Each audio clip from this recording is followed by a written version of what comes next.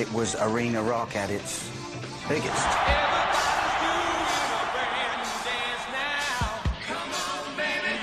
We're going, oh my God, I can't believe we're about to do this. I looked out on an ocean of people, 185,000 people. I thought, I can't look out there. That's too far to look, you know? It was, my guts were totally in a knot. Sold out Shea Stadium faster than the Beatles, sold over 30 million records, and garage bands sprung up all across America because their music was accessible. Each song has its own specific intent and its own specific groove, you know.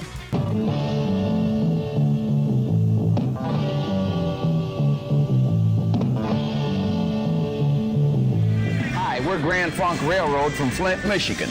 Good morning, America! They weren't the darlings of the critics, and they certainly weren't the most glamorous rock group of the 1970s. But for a few glorious years, Grand Funk Railroad were the biggest band in America, selling out stadiums, topping charts, and doing it all while being dismissed by most of the rock press. This is the story of the Michigan trio who defied the establishment, became a working-class phenomenon, and proved that rock and roll didn't have to be cool to be colossal. Flint, Michigan, wasn't known for producing rock legends. It was a car town, factories, steel, and shift work. But in 1968, amid the noise and smoke, 3 young musicians decided to plug in and turn up. Mark Farner, Don Brewer, and Mel Schacher had each been slogging away in local bands when they came together under the guidance of manager Terry Knight. We decided we wanted to start a new band, kind of based after, Jimi Hendrix and Cream, and those are the power trios at the time. And so we put together with Mel Schacher, who was with Question Mark and the Mysterians. And we put together, Grand Funk Railroad out of that. He says, what do you think about a 3-piece band, 3-piece? You mean like Hendrix, Cream or something? I mean, big and some guts to it? And he went, yeah. I went, absolutely. Farner played guitar and sang with a wild intensity. Brewer was the powerhouse drummer. Schacher, a former member of Question Mark and the Mysterians, provided the thundering bass.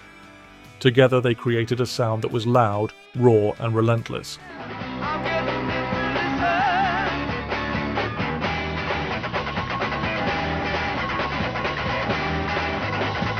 I was astounded. I heard something that was extremely different. I knew it was singular, unique, and I had to be part of it. Their name was a cheeky twist on a local railway line, the Grand Trunk Western, rebranded with a rebellious wink as Grand Funk Railroad. It suited them, blue-collar, no-nonsense, and built for speed. So we did a play on words, Grand Funk Railroad instead of Grand Trunk Railroad, and it got a lot of, got a lot of notice. When the band took the stage at the Atlanta International Pop Festival in 1969, they were virtually unknown. But after their first blistering set, word spread fast. So powerful was the crowd response that organizers asked them back the next day. So we rented a van and borrowed a trailer and put all our stuff on, went down, and went on stage, opening day of the first Atlanta Pop Festival. Wow. And the crowd just loved us. Grand Funk Railroad roared out of Flint, Michigan in the summer of '69 and caused the sensation at the Atlanta Pop Festival. Later that summer, they returned to Michigan as the opening act on a Led Zeppelin tour, set to kick off at Detroit's Olympic Stadium. Mark, Don, and Mel were cheered as local heroes. Atlanta was definitely the turning point for Grand Funk Railroad, and the word of mouth of Grand Funk Railroad went across the country like wildfire. Thousands of sunburnt festival goers left talking about the new heavy trio from Michigan. Capitol Records took note, and within weeks, Grand Funk had a record deal. Their debut album, On Time, arrived in the autumn of 1969, a raw, heavy mix of blues, soul, and unfiltered guitar riffs. Critics were unimpressed, calling it crude and repetitive, but audiences loved it. The album went gold within months. Their follow-up, Grand Funk, known as the Red Album for its cover, sold even faster.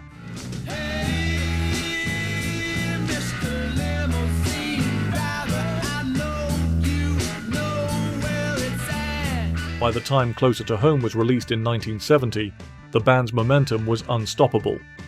The record's centerpiece, I'm Your Captain, Closer to Home, became their defining anthem, part prayer, part rock symphony.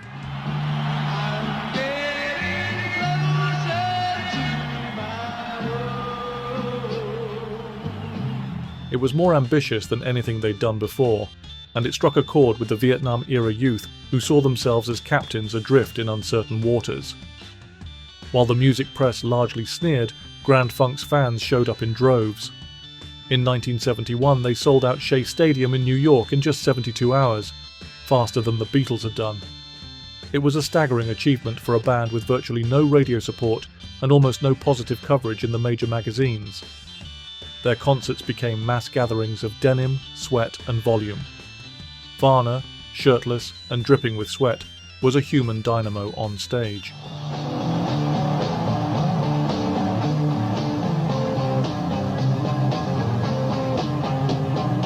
Brewer hammered his drums like he was in a street fight.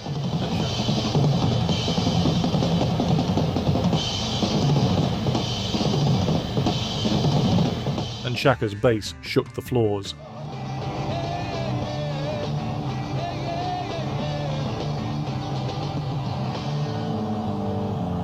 You know, Grand Funk Railroad is one of the most beloved rock bands in history. Formed in the 1970s, the band went on to become one of the most influential rock bands in American history. The American band is currently touring the nation. They called themselves the People's Band, and for good reason. Grand Funk didn't have a gimmick or a manifesto. They just rocked, loudly, consistently, and without apology. To a generation of fans raised in the heartland, they represented something authentic and attainable. You didn't need art school or a British accent to make it. You just needed guts, grit, and a guitar.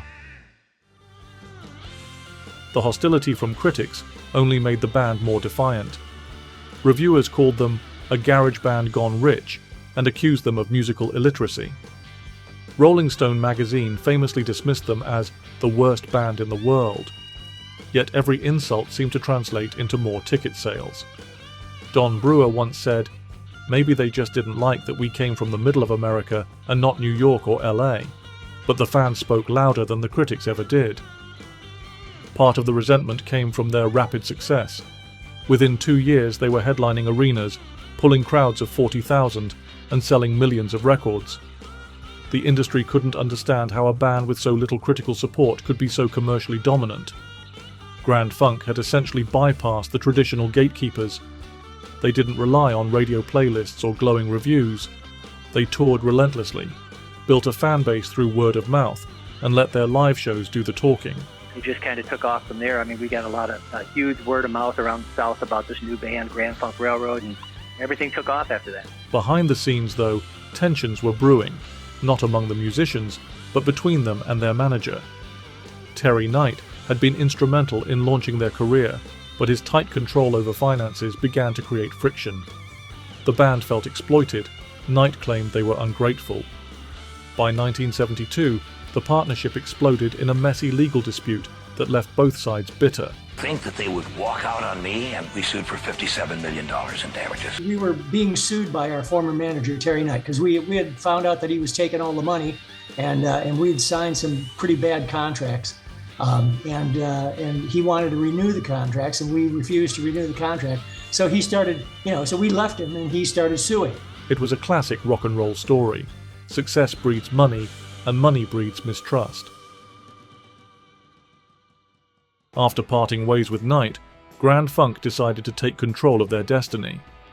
They added keyboardist Craig Frost, expanding their sound beyond the power trio formula. The move paid off.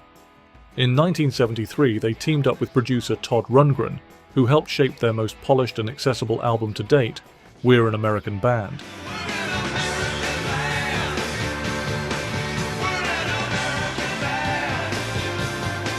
The title track, written and sung by Don Brewer, was a game changer. It had everything: pounding drums, driving guitars, cowbell, and a chorus built for stadium sing-alongs. It shot to number 1 on the Billboard charts and became a defining anthem of 1970s American rock.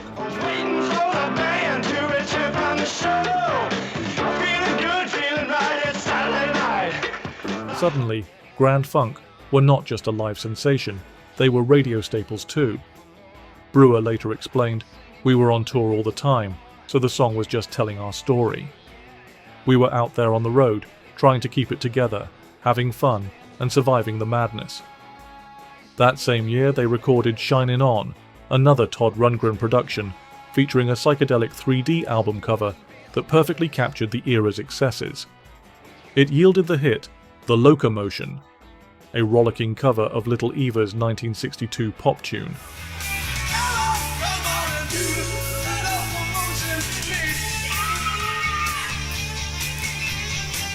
Few thought a bubblegum hit could work as hard rock, but Grand Funk made it sound huge, and it gave them another #1 single. With 2 chart toppers in quick succession, the band was at its commercial zenith. They were now playing arenas around the world, from Japan to South America, and every show felt like a celebration of loud, unpretentious rock and roll. Grand Funk Railroad has played in so many places, and some of the crowds have just been amazing, as you mentioned. I was wondering if there was any place in the world that you played that you especially enjoyed. Well, I always enjoyed going to Japan. It's kind of a culture thing, and they love American bands, and they particularly have, love Grand Funk, especially in the 70s. That was always fun to go there. It was interesting to go to Europe and into South America as well, but I think, Japan was more of a standout for sure for me. Success, however, is rarely stable in rock music. By 1975, the cracks began to show. Mark Farner was growing weary of the constant grind, while the rest of the band wanted to push further into the mainstream. Their album, All the Girls in the World Beware, tried to balance rock bravado with radio-friendly hooks, but the creative spark was dimming. The following year, they made a bold but risky move, hiring Frank Zappa to produce their next record, Good Singin', Good Playin'. Zappa's involvement raised eyebrows. He was a musical satirist and avant-garde icon, hardly a natural fit for Grand Funk's straight-ahead rock. Well, we were looking, once again, we had gone through a couple of producers. Terry Knight was our manager-producer for the first 6 albums, and then we hooked up with Todd Rundgren, for We're an American Band and Shinin' On. That kind of, took us in another direction that was radio. We were kind of following what radio was doing, going from FM underground to being a hit format. We were going, hit records and stuff. We tried a couple other producers, and we, before we got Todd involved, Frank Zappa's name had come up. So when we were looking for a producer again, we said, well, let's see what Frank is doing and see if he'd be interested in working with Grand Funk. We knew he had mentioned us. But the collaboration surprised many. The album had moments of genuine vitality, and Zappa praised the band's musicianship, saying they can actually play. People just never gave them credit for it. Despite Zappa's endorsement, the record underperformed commercially. Exhausted, and feeling that they'd reached a dead end, the band called it quits later that year. For many fans, it felt like the end of an era, the last stand of a true American rock juggernaut. The 1980s brought change, nostalgia, and a few surprises. In 1981, Grand Funk briefly reunited, minus Craig Frost, and released Grand Funk Lives.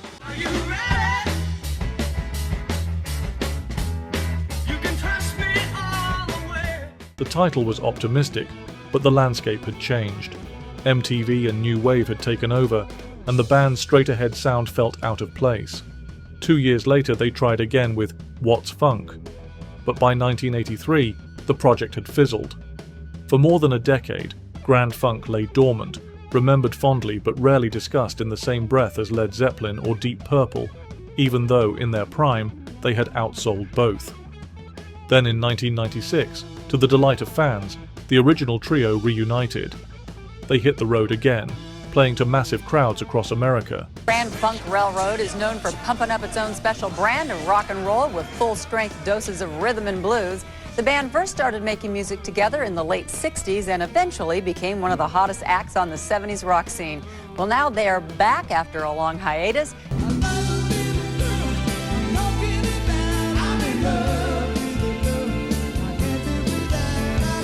What began as a nostalgia act soon took on a life of its own. The chemistry between Farner, Brewer and Schacher hadn't faded, and their performances reminded audiences why they had mattered in the first place. I was listening to the rehearsal, and it sounds just like old times. It is really great to hear them again. However, history has a way of repeating itself. In 1999, Farner decided to pursue a solo career, leaving Brewer and Schacher to carry on under the Grand Funk Railroad name. They recruited vocalist Max Carl from 38 Special, guitarist Bruce Kulick from Kiss, and keyboardist Tim Cashin. This lineup, still touring today, keeps the flame alive, performing the hits to audiences who know every word. So how does one define Grand Funk Railroad's place in rock history? They were never critics' favourites. They didn't invent a new genre, and they weren't particularly glamorous. But they did something more democratic. They brought arena rock to the masses. Before them, only a handful of British supergroups could fill stadiums. Grand Funk showed that 3 guys from Michigan could do it too, and do it on their own terms. Their music bridged the gap between the late 60s blues boom and the slicker hard rock of the 70s. They combined the power of Cream and Jimi Hendrix with the directness of American rhythm and blues. And while their lyrics rarely tackled lofty subjects, songs like I'm Your Captain revealed surprising emotional depth, a sense of isolation, fatigue and yearning that resonated deeply with the working class. Mark Farner once reflected, "We were real. What people saw on stage was what we were off stage, no gimmicks, no posing. We just played our hearts out." That authenticity explains why their fanbase never really disappeared. Even as fashions changed and critical opinions softened, Grand Funk continued to draw crowds.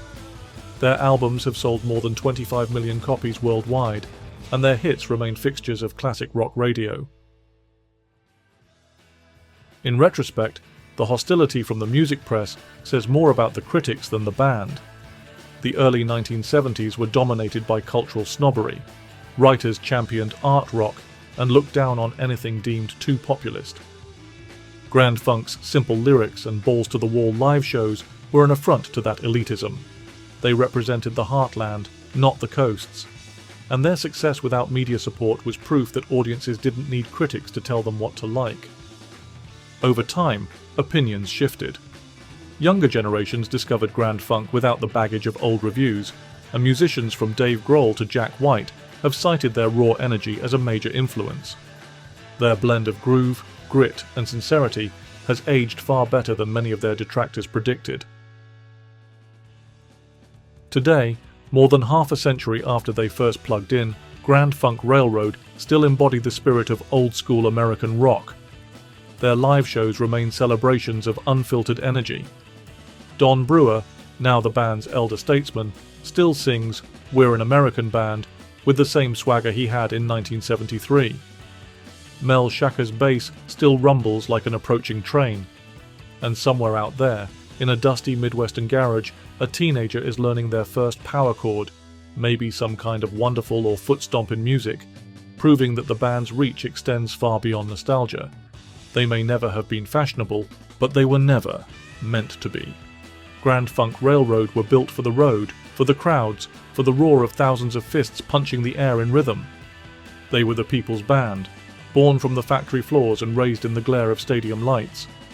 And when Don Brewer belts out that familiar line, "We're an American band," it still feels less like a boast and more like a statement of truth. Because in their own loud, unpretentious way, Grand Funk Railroad were America's band, and for a while, they ruled the tracks. About me, you know I love motorcycles. Another blue-collar rocker from Michigan is Bob Seger. If you want to see his rise to the top as well, click the thumbnail on screen.